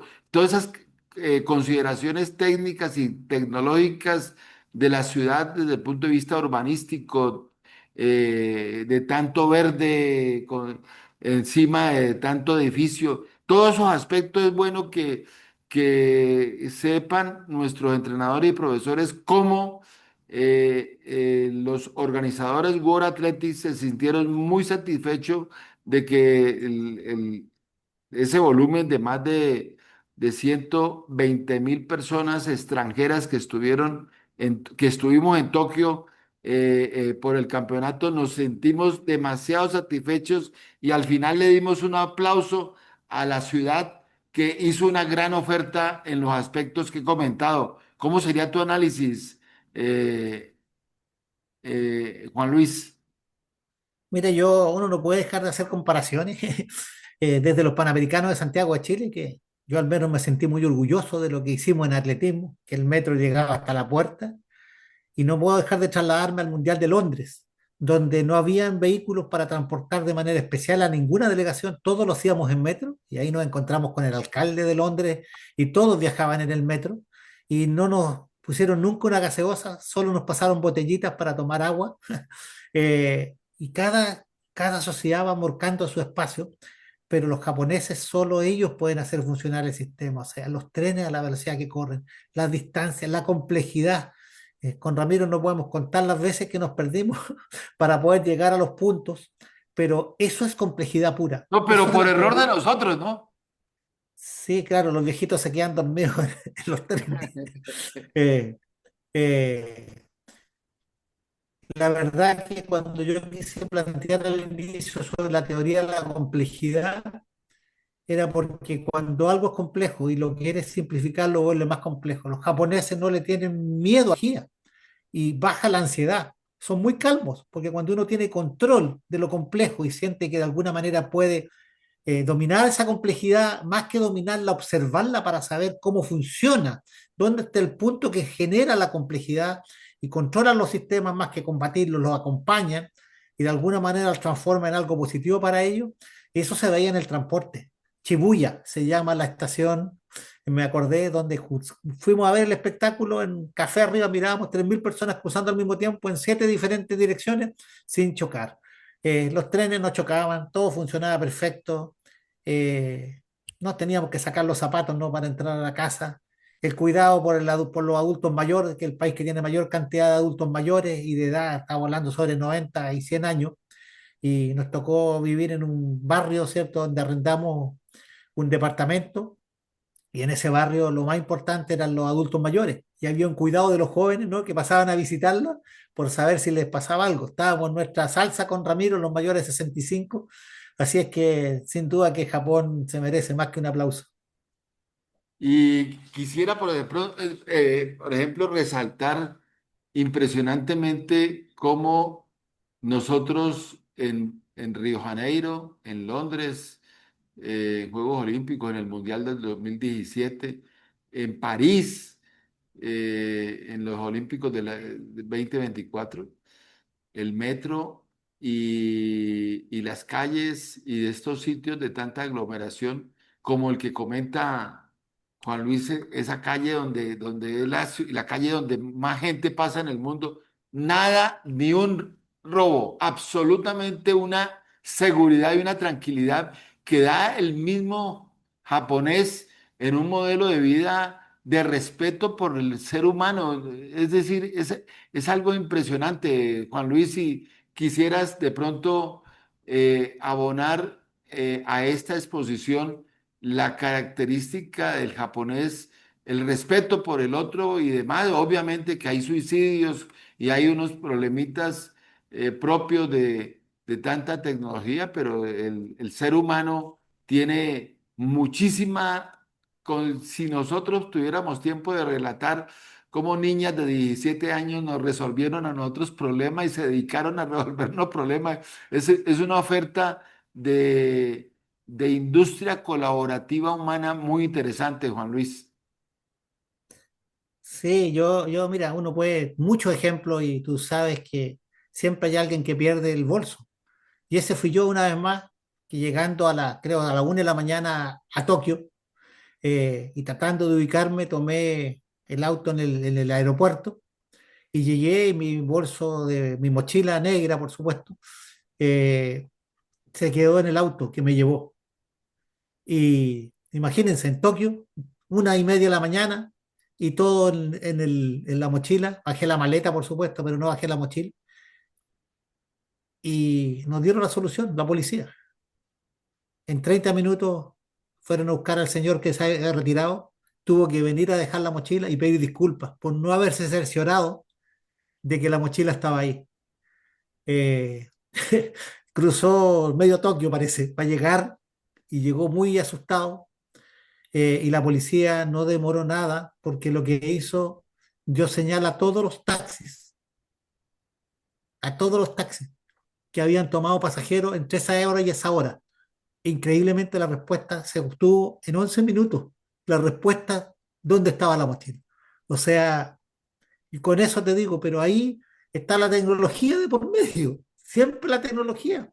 Recuerdo que los policías eran muy jovencitos, deben haber tenido 20, 21 años, pero tecnológicos total. Entonces, yo creo que eso también nos dimos tiempo para ir a visitar universidades con Ramiro, porque queríamos conocer un poco más. Y para ser doctor en Japón se requieren mínimo 10 años para trabajar la tesis y para hacer las cosas. O sea, no piensan en el tiempo que se pueden demorar, piensan en el tiempo que lo van a hacer bien. Yo creo que son sociedades diferentes, con historias, con eh, eh, tiempos diferentes, pero siempre hemos hablado no de copiar, sino de aprender de los buenos ejemplos e incorporar a nuestro quehacer. Bueno, muchas gracias al profesor Juan Luis Carter y estos 8 minutos finales va a ser el aporte que CEPALAC, el Centro de Pensamiento Deportivo de Latinoamérica, le empezamos a dar a este equipo unidos a través de FAULAC y con CEPALAC. Le traemos en nombre de la Junta Directiva de CEPALAC, traemos el primer equipo que se designa extracontinentalmente en España. FAULAC España nos va a presentar el primer ciclo de conferencias muy importantes que hemos coordinado con el profesor Juan Luis Carter y un grupo de latinoamericanos, todos expertos en atletismo, ubicados en España. Y vamos a presentar la programación que vamos a tener en la tercera semana de enero para todos ustedes en estos 7 minutos finales. Ingeniero, nos pasa la presentación. Entonces, FALAC es el metodologías avanzadas para entrenadores y profesores de atletismo.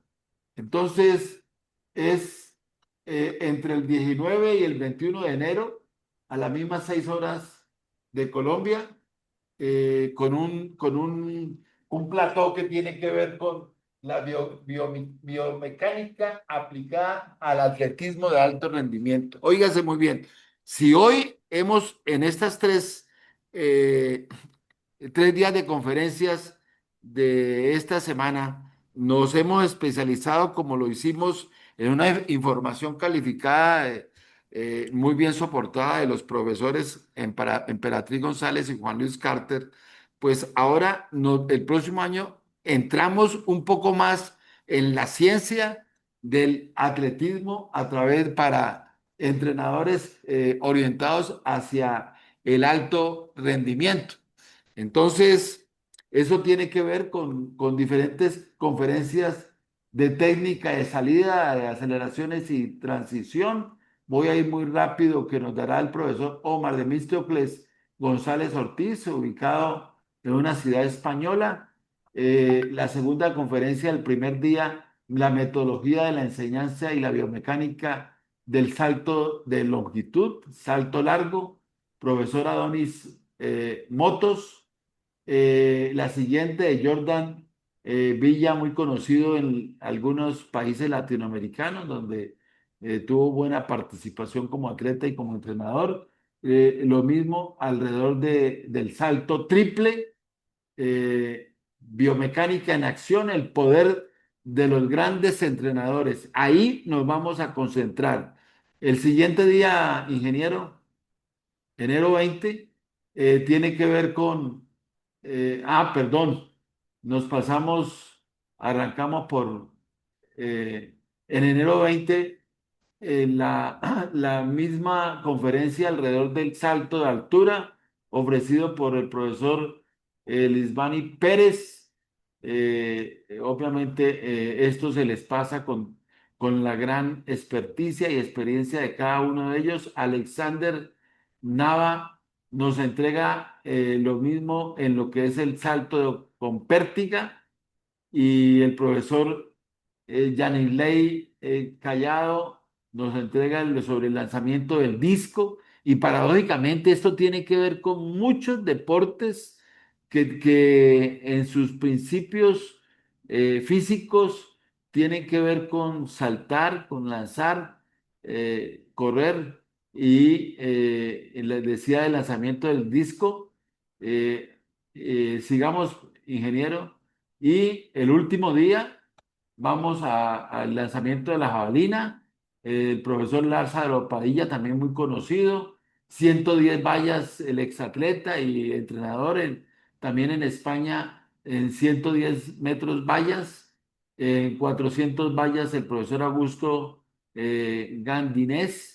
Y finalizamos precisamente con un desarrollo de lo que es la teoría a la pista para los profesores y entrenadores del atletismo universitario, para transformar atletas universitarios, a cargo del profesor Juan Luis Carter.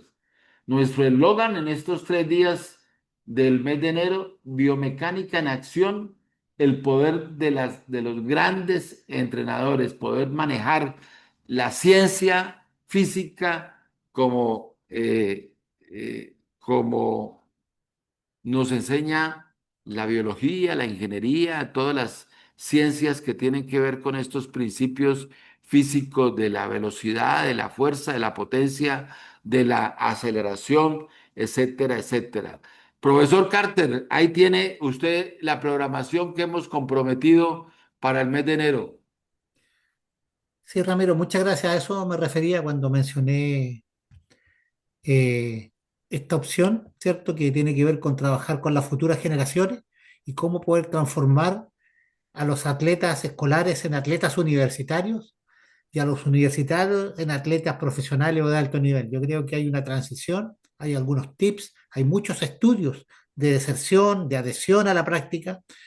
Una de las comisiones que me tocó a mí representar a América, a Sudamérica, fue en la comisión para atraer jóvenes a la práctica atlética, porque estábamos perdiendo mucha cantidad de jóvenes en manos de los demás deportes que son más atractivos para ellos, como son los deportes colectivos o que tienen mucha relación con el juego y con el espectáculo. Pero en esa es la tarea que tenemos que empeñarnos.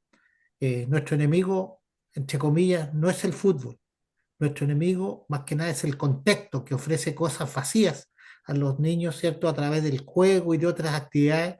Yo creo que hay estrategias y si hacemos fuerza común, sin duda que podemos tener éxito y es importante después empezar a aplicar estos conocimientos para ver el resultado, no solo que nos quedemos en la teoría, pero en la medida que nos vayamos constituyendo como federaciones nacionales, de alguna manera vamos ya a aplicar toda esta teoría, la vamos a bajar a la aplicación práctica y con resultados esperamos que sean lo mejor posible. Muchas gracias, profesor Juan Luis. Finalmente, en este minuto, queremos decirle como para cierre del año, CEPALAC quiere tener dentro de 15 días, en 59 minutos, un conversatorio con todos ustedes alrededor, en el primer tema, el nuevo ADN del entrenamiento atlético deportivo, para que el profesor, el entrenador, pueda tener un insumo adicional en lo que es el modelo nuevo del alto rendimiento del mundo aplicado para América Latina, de ciencia, de datos, como lo dijo Juan Luis, y la inteligencia artificial.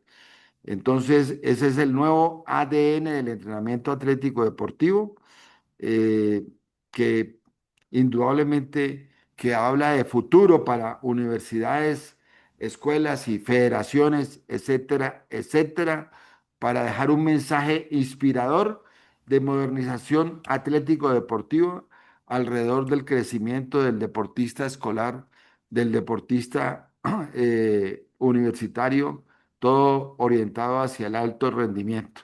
Y luego definitivamente llegamos al cierre del año para exponerles en 20 minutos y 10 minutos de discusión el poder del deporte en el desarrollo social económico del negocio que nosotros visualizamos en el atletismo para transformar educación, deporte, deporte y educación, y en favor de las comunidades atléticas gracias a la construcción de comunidades negociales, de tal manera que podamos nosotros entender eh, lo que se puede lograr para hacer un negocio, para rentabilizar de arriba abajo, desde el club hacia el modelo federativo, y hacia la inversión empresarial, pero también a la industria colaborativa social. Entonces, esa oferta la daré yo ese día, pero el miércoles ustedes deciden si nos vamos con estos 59 minutos y los dirán en el chat de estas dos conferencias para cerrar el año. La inicial, la del mes de enero, sí es una oferta totalmente definitiva. La del cierre del año es una oferta que les hace CEPALAC para si hay un grupo mayoritario interesado en que cerremos el año con unos puntos muy altos desde el punto de vista del aporte a nuestros profesores y entrenadores, con mucho gusto estaremos dispuestos a desarrollar todas estas dos ofertas. Juan Luis se despide pues en el día de hoy, día número 1, y los esperamos mañana. Doctor Juan Luis Carter.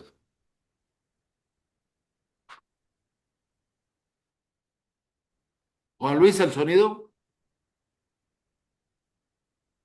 Sí, agradecimiento para todos los que estuvieron presentes, que superaron las 100 personas. ¿Sí? ¿Me escuchan? ¿Me escuchan? Perfecto.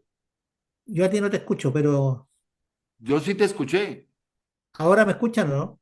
Sí, sí, claro, sigue. ¿Me escuchan? Ya. Lo que decía es que, sí, primero que nada agradecer a todos los países, varias personas conocidas que de alguna manera nos hemos ido conociendo en los viajes, en otros países, contentos de poder conversar del atletismo. Y muchas gracias por preferirnos, por ser parte de esto, que es un sueño que nos debe inspirar a todos y que los invitamos a ser parte, a sumarse a pedir cosas, a solicitar. Nosotros estamos para facilitar, para apoyar, para desarrollar una pasión que llevamos todos. Sin duda, todos los que están aquí somos apasionados del atletismo, si no, no estaríamos en esta hora. La invitación es a seguir creciendo, a seguir creyendo y a seguir pensando de que Latinoamérica tiene que tener un modelo para el atletismo universitario, para el atletismo escolar, y a partir de ahí podemos disfrutar de los triunfos y que en esas finales de 400, donde hubo una dominicana, hayan sudamericanos, hayan más latinoamericanos y más entrenadores como la atleta de Salva, ¿cierto? Que es, la dirige Ludwig Rubio, José Rubio, que también ha sido panelista de Cepalac y lo vamos a tener dentro de poco con nosotros, un gran amigo. O sea, nuestros entrenadores están entrenando atletas de otros países, de otros continentes, porque aquí no hay profesionalismo, pero no va a haber mientras los atletas se pierdan en el ámbito escolar los talentos o no pasen del mundo universitario, donde cada vez es más accesible la educación universitaria y superior y se nos empiezan a perder los atletas. Entonces, la idea nuestra es esa, la invitación a sumar, a fortalecer y por sobre todas las cosas a creer. Eso, buenas noches y un gran abrazo para todos y todas. Que estén muy bien. Buenas noches y muchas gracias. Nos vemos mañana a las 6 de la tarde, hora de Colombia. Nos Gracias. vemos.